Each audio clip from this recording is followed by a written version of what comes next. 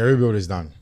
Chelsea's midfield rebuild, post N'Golo Conte, Jorginho, Mateo Kovacic is done.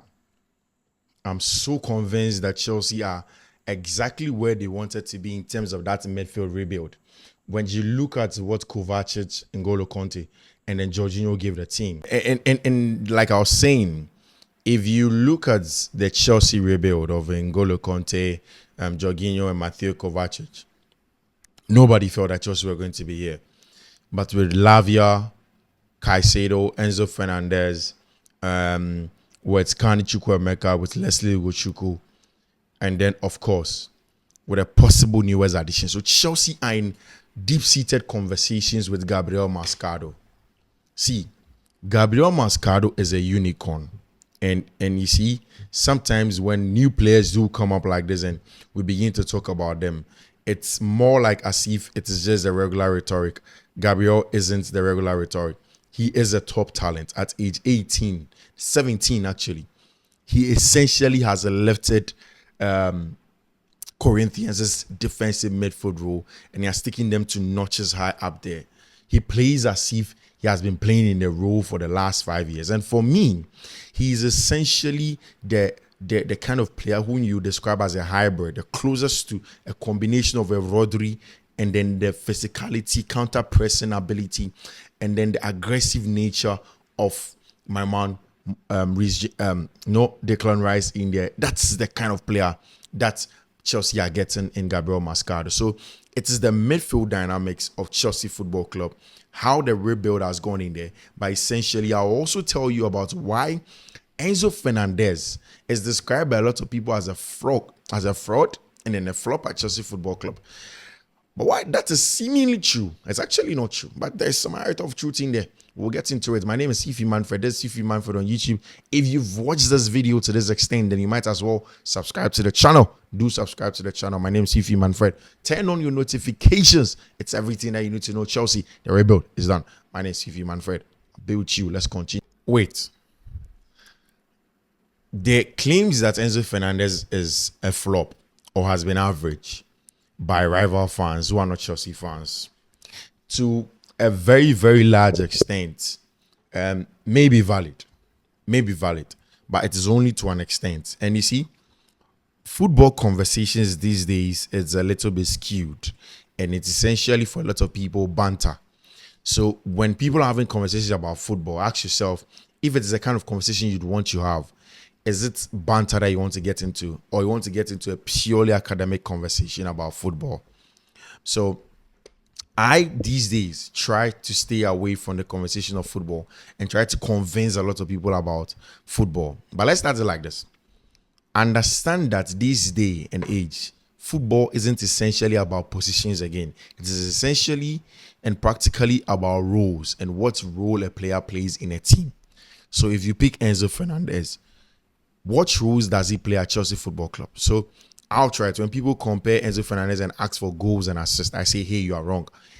You compare him to Jude Bellingham at Real Madrid, who is essentially playing as at the apex of a diamond and essentially supposed to be a supporting striker and a creator in that area. That's not how Enzo Fernandez is used at Chelsea Football Club. So you can't really judge him with goals. Again, you'd want to look at formations and the nominal formation, like we call it. So Enzo has played in a 4-2-3-1. He has played in a 4-3-3. He has played in a 3-back with a double pivot. All of these roles. Most of the time. He started with Mateo Kovacic, where he essentially played as two players who are highly technical and very good on the ball. But both of them are also have their defensive frailties, right? He played with Jorginho, same. He came to play under this season under Mauricio Pochettino and with Moise Caicedo. Caicedo is tagged with a lot of the off-the-ball job, whilst Enzo Fernandez, does the very, very good, brilliant job on the ball in terms of progression. Those rotations that he does on the left-hand side with Marco Correa is one of the best that you're going to see in the league. It isn't rocket science. His job is to drop into those left half space in the defensive third to pick up those balls and then play forward. He does it impeccably well.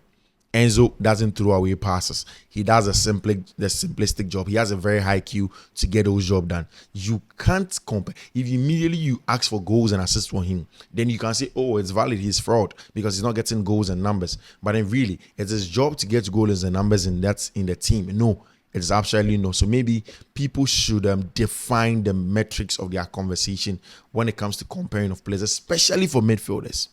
Especially for midfielders. You know, the basic job of a defender is by and large defined. Striker, by and large, is defined. Attacker, in general, by and large, is defined. For a midfielder, essentially, it isn't really defined. You make sense of what specific orders has been given to them and what they are supposed to do. And that is how you can really have a proper and cogent conversation about Enzo Fernandez. And if truly he has been a flop or he hasn't been a flop, and where has he been from? I don't think he has been a flop. I think Enzo has been brilliant, especially in that progressive job. He is almost impeccable. For me, he can only get some rest when Lavia is back. When Lavia is back, Chelsea can go in and play in a flat 4-3-3 and have two very good attacking number 8s, and Enzo Fernandez and Moscardo, who can do the box-to-box job. Yes, the more defensive job will be done by Caicedo and Lavia in that defensive double pivot when Chelsea pushes high up. Now with Enzo up there, you can have Cole Palmer coming also centrally. Then you have a lot of players occupying centrally. In case you even want to play Cole Palmer from the right-hand side for him to come inverted, and then also play an extra number 10 in Kani Chukwuemeka, Enzo can add up in those zones to create, whilst we have a lot of players getting in behind. So it helps the team in this regard. And it is in this team like that, you guys remember, that I said that Conor Gallagher is essentially going to be a tactical weapon for specific games. He's not going to play every game. He's not going to play essentially a chunk of our games. He's going to be a tactical weapon for specific games. He's going to play in games where Chelsea need to chase the game, Chelsea need to be aggressive, need to press, and he's going to be that press trigger. But when Chelsea are going to dominate the ball and have total control of the ball, you don't essentially need somebody who on the ball isn't the best that you need. So for the short term, Conor is the guy, but in the long term, he's not going to be him. Other people are coming to come into play. I am waiting to see Romeo Lavia in that deep hole with the two attacking number 8 in Caicedo and Enzo Fernandez in there. So he is not a bad player. He is not a flop. You have to dead that narrative. Again, if you want to go and do banter, you can do your banter. But really, he is not a flop. He's doing the job just fine. He's doing a brilliant job in that regard. Now, Gabriel Moscardo.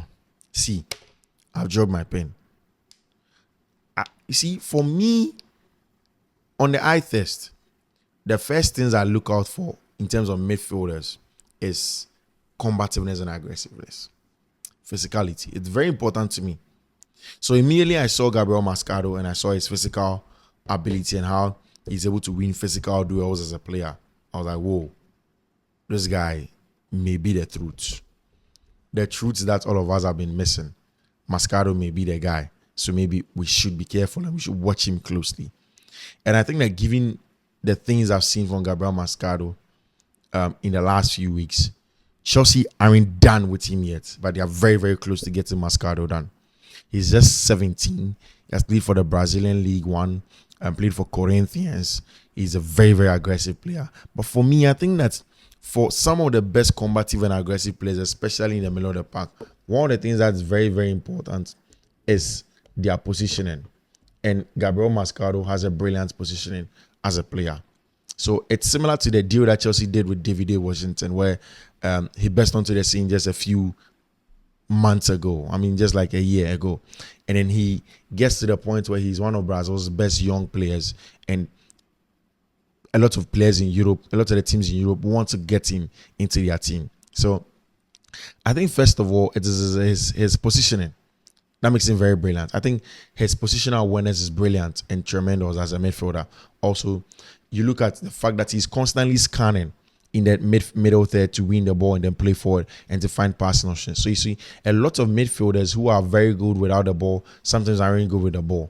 But he is brilliant on the ball, so in terms of ball carrying and then pass success rates and whatnot. And he tends to read the game so well. For a young player, he reads the game very, very well every time that he's in there. And I think that's brilliant stuff to do, especially in the modern day age where a player has to always be ahead of the curve. You need to ahead of the cap, the rest. You need to understand where you are going to as a player, understand what you need in a different part. He's just 6'1", 1.85 meters, and then he knows how to use his body very well, especially his upper body frame for hold up and the likes. I mean, one of the things that, like I was saying earlier, you don't get for players that are very physical is the fact that they are not technical specimens. But Moscardo is highly technical at age 17, moves and then plays very well under pressure. He's so secured on the ball. It's difficult for him to rob him of the ball in terms of what he gives you on the ball as a player. And for me, that's where I'm excited for a player like that and what he gives the team on the ball. And he's essentially the player that takes Chelsea a notch higher. Yes, there's Strasbourg, there are other teams in the world where Chelsea may take him on loan to. But he comes in and you realize, okay, this is a midfield that is going to get a job done. For me, however, I would want to see Moscardo playing as in that Ugochukwu, where Ugochukwu goes on loan and then Moscardo plays in there. And he is brilliant. He's excellent in terms of counter-attacking threat. Aerial ability is one of the best. He has a very good ball striking ability in there. But there are parts of his game where he needs to improve. And I think that has to do with his movement sometimes. And he is not the straightforward runner. Sometimes he tends to be running diagonally in there. And that's it. Those are the things I see when I have a good look at his card report in there. And I think that's sometimes as a teenager, and a lot of these DMs are teenagers are sometimes over-eager. They want to do too much. They want to go into a lot of tackles. So you watch his disciplinary record and he has a lot of yellow cards. In fact, almost every game that he plays, he gets a yellow card in there, which is not so good, you understand? But I think that he has a very high ceiling. And then the rebuild for that midfielder in the past was dominant in the English Premier League, in the Italian, in the Champions League, and every other league. It's very, very, very important. It is very, very important. And then that is why he is where he is. And I think that he's going to succeed in that regard when it comes to Chelsea Football Club. So yeah, guys, it is not a bad stuff. It's not bad stuff. This is good stuff from Chelsea Football Club. Good stuff from Enzo Fernandez. And I think that Chelsea are in the right direction. Thank you for choosing me.